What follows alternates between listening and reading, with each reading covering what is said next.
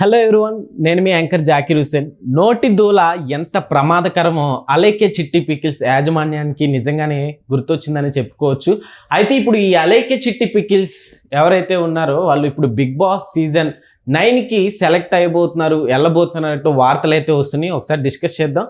ప్రస్తుతం మనతోటి సినీ క్రిటిక్ జగదేవ్ గారు ఉన్నారు, వెల్కమ్ చెప్పేద్దాం. Hi sir. హలో అండి. అయితే ఈ అలేఖ్య చిట్టి పికిల్స్ అని సోషల్ మీడియాలో ఇప్పుడు ఇన్ఫ్లుయెన్సర్గా స్టార్ట్ అయ్యి ఒక ఫేమ్ వచ్చిన తర్వాత ఒక బిజినెస్ స్టార్ట్ చేశారు. తర్వాత ఇప్పుడు బూతులు అవన్నీ మనం చూసాము వీడియోస్. అయితే ఇప్పుడు వీళ్ళని బిగ్ బాస్ పిలిచినట్టు తెలుస్తుంది సార్, ఏం చెప్తారు ఈ ఇష్యూ గురించి? అంటే బిగ్ బాస్ మీద ఎట్లాంటి అభిప్రాయాలు చెప్పాలన్నా కూడా కొంచెం ఇబ్బందిగా అనిపిస్తుంది. ఎందుకంటే ఏ బిగ్ బాస్ అయితే టపాస్ గేమ్ షో అని వ్యాఖ్యానించారో అదే వ్యక్తి దానికి గత 5 సీజన్లుగా హోస్టింగ్ చేస్తున్నారు నాగార్జున గారు. గతంలో ఆయన గేమ్ షోనా ఏంటి అన్నట్టు కూడా విమర్శించిన వ్యక్తి పబ్లిక్ గా, అది కూడా వచ్చింది ప్రెస్ మీట్ లో కూడా మాట్లాడారు. అవును అవును.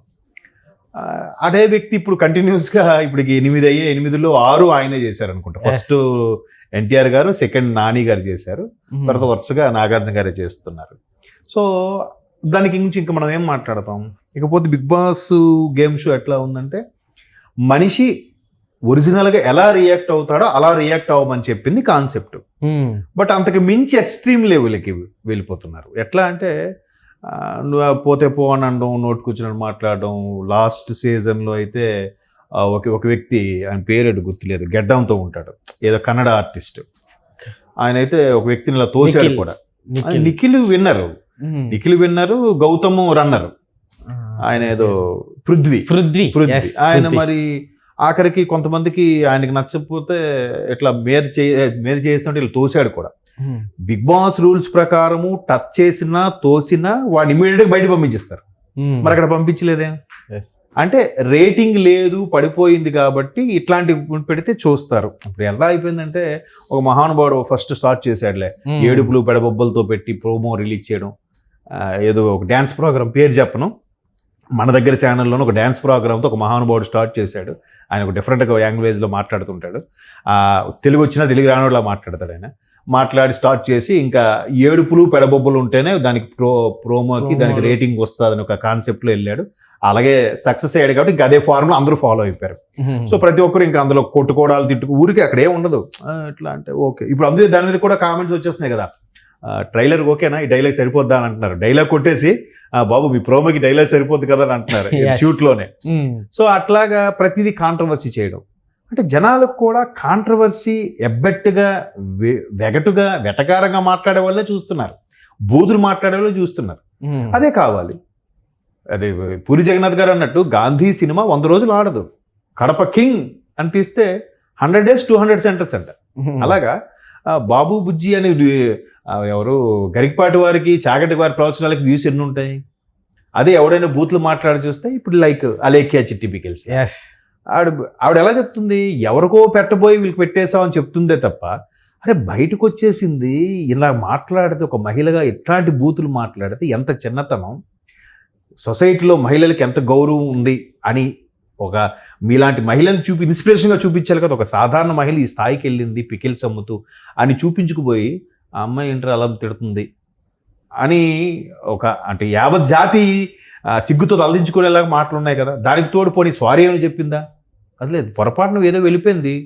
అంటే వాడు ఏదో అన్నాడు, నేనంటే కౌంటర్ వేసిస్తాను.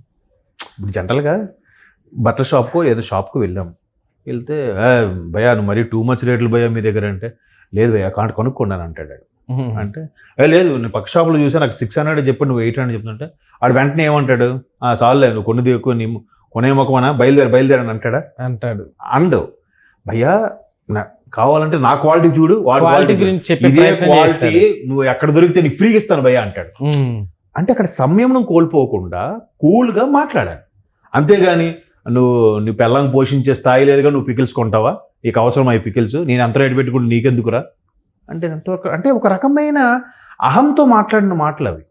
ఒక స్థాయికి వచ్చేసిన తర్వాత ఆ బొంగులు ఇప్పుడు ఆల్రెడీ పేరు వచ్చేసింది కదా, చాలా పొరపాటు. పెద్ద పెద్ద కంపెనీలే ఈరోజు నామరూపాలు లేకుండా సందర్భాలు ఉన్నాయి. కాబట్టి అట్లా అయితే అలాగ మాట్లాడిన వాళ్ళే కావాలంటే ఇక్కడ ఇప్పుడు రీసెంట్గా ఎవరు నాన్ వెజ్ కూడా కౌంటర్లు వేస్తున్నాడు కదా, ఎవరు బుజ్జిగా ఉంటే ఎవరు చక్కగా ఉంటే నాగార్జున గారు వెంటనే తీసుకెళ్ళిపోతాడు, నాగార్జున గారిని కూడా వేసుకుంటున్నాడు ఆయన. అర్థమవుతుందా మీకు ఆ నాన్ వెజ్లో? మరి అలాంటి వాళ్ళే కావాలని తీసుకుంటున్నారు. అలాంటి వాళ్ళు వస్తేనే ఇప్పుడు లాస్ట్ సీజన్కి రేటింగ్ అంత లేదు. ఎందుకు పడిపోయింది? ఎక్కువ అయిపోయింది కాబట్టి. అంతకుముందు సీజన్లో అది ఎవరు పల్లవి ప్రశాంత్ ఆయన ఏదో రైతు బిడ్డ అంటే తీరా చూస్తే ఆయన కూడా బెట్టింగ్లో ఉన్నాడని చెప్తున్నాడు ఆయన. మరి ఎట్లా అండి వీళ్ళకి అన్నేసి లక్షల కోట్లు అంటే? ఓన్లీ వ్యూస్ ద్వారా వచ్చేసేవేనా? యూట్యూబ్ అని ప్రతి అక్టోబర్కి నవంబర్కి కొన్ని రూల్స్ అమెండ్మెంట్ చేస్తూ ఉంటాడు. ఫస్ట్ 1000 మంది సబ్స్క్రైబ్ ఉంటే చాలు ఇచ్చేవాడు. ఎప్పుడు నా చిన్నతనంలో అంటే నేను అలా ఎటకారా కంటున్నా కానీ ఎప్పుడు ఒక 10 ఏళ్ళ కిందట 15 ఏళ్ళ కిందట. ఇప్పుడు అలా పెంచేసాడుగా. 4,000 అవర్స్ వాచింగ్ ఉంటే కానీ మీకు అమౌంట్ స్టార్ట్ అవుతుందిగా. ఇన్ని రెస్ట్రిక్షన్ పెడుతున్నాడుగా. ఇన్ని పెట్టినప్పుడు వీళ్ళకి ఎక్కడ వచ్చేస్తాయి డబ్బులు? అంటే ఏదో బిహైండ్ ది సీన్ విజయ రహస్యం, అది చెప్పరు ఆ రహస్యం ఏంటని. ఏదో చూస్తే నేను ఒక రైతు అని పెట్టి సానుభూతి కోసం మారల్ చేసి అక్కడ కూడా ఆయన పేరేంటి టీవీ ఆర్టిస్ట్, ఆయన రెచ్చగొట్టు వదిలేశాడుగా. ఆయన రన్నర్గా వచ్చాడు కదా. అసలు ఆయన రావాలి. అందరూ సానుభూతి చెప్పి ఈయనకి వచ్చింది. ఉంటాడు కదండి జానకి కలగనలేదు సీరియాలో హీరోగా చేశాడు ఆయన. మంచి ఆర్టిస్ట్ ఆయన. ఓకే. సో సరే పేరు గుర్తు రావట్లేదు కానీ అట్లాగా ఆయనకి రావాల్సింది ఈయనకి వచ్చింది. అమర్దీప్ రావాల్సింది ఈయనకి వచ్చింది. ఎందుకు వచ్చిందంటే రేటింగ్ కోసం ఈయన కావాల్సి ఇచ్చారు.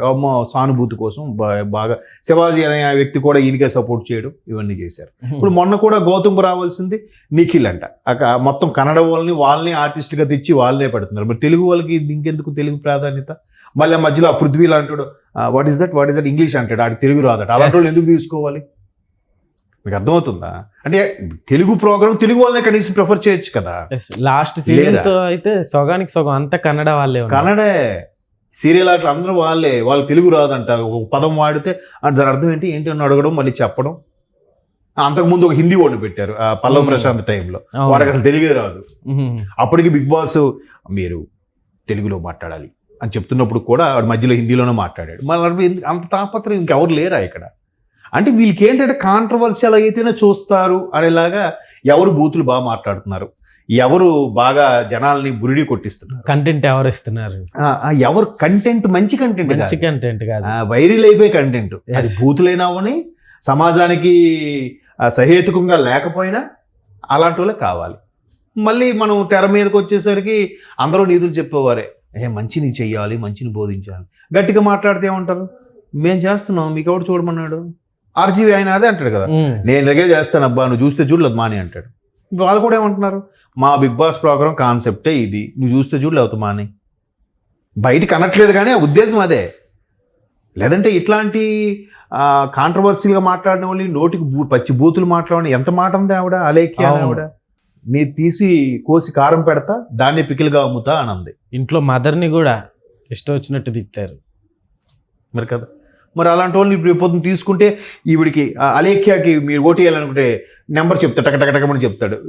వాళ్ళు చెప్తుంటే కొంతమంది లక్షల గొర్రెలు చూసి ఫాలో అయిపోతుంటాయి. మరి ఏం చెప్తాం చెప్పండి? అవును, దాన్ని మన అవన్నీ ఇంకా మనం మాట్లాడుకోవడం వేస్ట్ అండి. సొసైటీకి కూడా అదే కావాలి కాబట్టి అవి నడుస్తున్నప్పుడు ఎవరి ఇష్టం వాళ్ళది, ఎవరి బిజినెస్ వాళ్ళది నడుస్తుంది. ఇప్పుడు ఏమైంది ఈ సీజన్లో, ఎవడు జైలుకి వెళ్ళి వస్తే వాడు స్వాతంత్ర సమయంలో ఫీల్ అయిపోతున్నాడు. ఎవడు ఎక్కువ బూతులు మాట్లాడితే వాడు మరొక కొడాల నానిలాగా పెద్ద ప్రజాప్రతినిధిగా ఫీల్ అయిపోతున్నారు. తప్పే ఉంది. సో అలాంటి వాళ్ళని ఆదరిస్తున్నందుకు వాళ్ళు అలాగే చెలరైపోతారు, సెలబ్రిటీ అయిపోతారు. ఎగ్జాక్ట్లీ సెలబ్రిటీ అయిపోతారు. నిన్న మొన్నటి వరకు అలేఖ్య చిట్టి పికిల్స్ అంటే ఎవరు తెలియదు. ఇప్పుడు ఆ పదజాలం కావాలి రిలీజ్ చేసిందా, లేదంటే బిగ్ బాస్ లాంటి వాటికి సెలెక్ట్ అయితే ఇంకాస్త ఇమేజ్ పెరుగుతుందని చేసిందా ఆవిడ? ఆ టేస్టీ తేజ వీళ్ళందరూ అలాగే చేశారంట కదా. బిగ్ బాస్ లాంటికి సెలెక్ట్ అయితే మరి కాస్త ఇమేజ్ పెరుగుతుంది, మరి కాస్త రెస్టారెంట్లు ఓపెన్ చేసుకోవచ్చు, మరి కాస్త బ్యూటీ పార్లర్ ఓపెన్ చేసుకోవచ్చు, మరి కాస్త బిజినెస్ డెవలప్ చేసుకోవచ్చు. అదే కావాలి. న్యాయబద్ధంగా వెళ్తే ఒక 10 ఏళ్ళు పడుతుంది నువ్వు సెలబ్రిటీ అవ్వాలంటే. అదే ఎట్లాంటి కాంట్రవర్సీ అయితే సింగిల్ డే హ్యాపీ కదా. Okay sir, thank you.